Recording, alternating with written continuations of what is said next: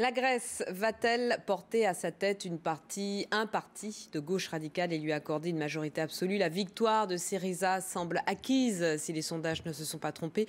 Mais quelle sera son ampleur? Alexis Tsipras pourra-t-il gouverner sans passer par une coalition? Et pour mener quelle politique? Vous voyez ici son vote ce matin. Il a renoncé à sortir de la zone euro mais réclame une conférence européenne sur la dette pour obtenir un assouplissement des efforts de redressement demandés à la Grèce. Alors les bureaux de vote viennent de fermer. Les premiers résultats devraient tomber d'ici 2 heures. Et Léa Barraco est sur place pour nous avec François Luce.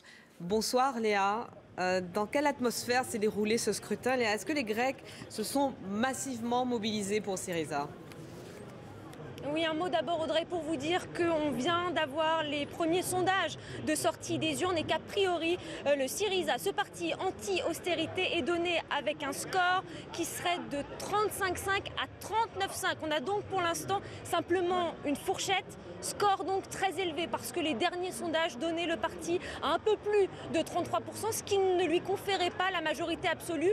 Avec ce score, il pourrait donc obtenir les 151 sièges nécessaires pour avoir cette majorité absolue. C'est d'ailleurs pour cela qu'Alexis Tsipras, le leader du parti, s'était battu pendant ces dernières heures de la campagne. Il n'arrêtait pas de le marteler. Il faut que tous les Grecs votent pour nous parce qu'il nous faut un mandat clair, un mandat franc. Eh bien, ces Grecs ont répondu, semble-t-il, ce soir à son appel, même si pour l'instant, il faut rester prudent puisque vous savez, les résultats quasi définitifs ne devraient être connus que d'ici 3 à 4 heures, donc pour l'instant prudence, mais en tout cas au moment où on a eu ici ces premières estimations, on a entendu bien sûr, vous l'imaginez, des applaudissements, on a vu des sourires.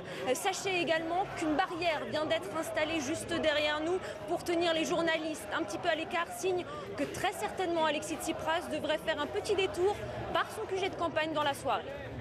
Voilà, Léa, vous êtes donc en direct et ces images, on les découvre en direct du siège, enfin du QG en tout cas, de Syriza pour cette campagne. Que vous ont dit les Grecs que vous avez rencontrés toute la journée, depuis 3 jours d'ailleurs, Léa, que vous êtes sur place? Est-ce que vous avez senti un espoir peut-être irraisonné ou de la résignation dans leurs propos?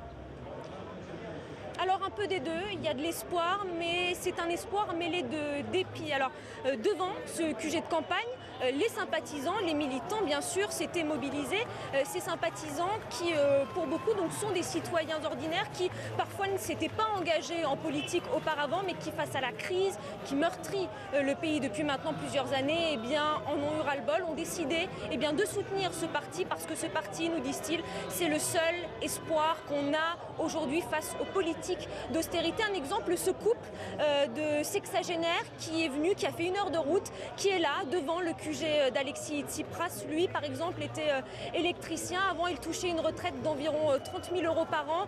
Aujourd'hui, il touche 9 000 euros de moins et il le dit, eh bien, pour moi, Syriza, c'est l'espoir que cela aille mieux. Ce qu'on entend aussi beaucoup dans la bouche de tous ces sympathisants de Syriza, c'est que ce n'est pas seulement un changement pour la Grèce, mais c'est aussi un changement pour toute l'Europe. La Grèce, aujourd'hui, nous ont-ils dit, a l'ambition de lancer un nouvel élan en Europe, donc au sein de l'Union européenne, et peut-être d'inverser, de créer un nouveau rapport de force, notamment face à la chancelière allemande, face à l'Allemagne d'Angela Merkel.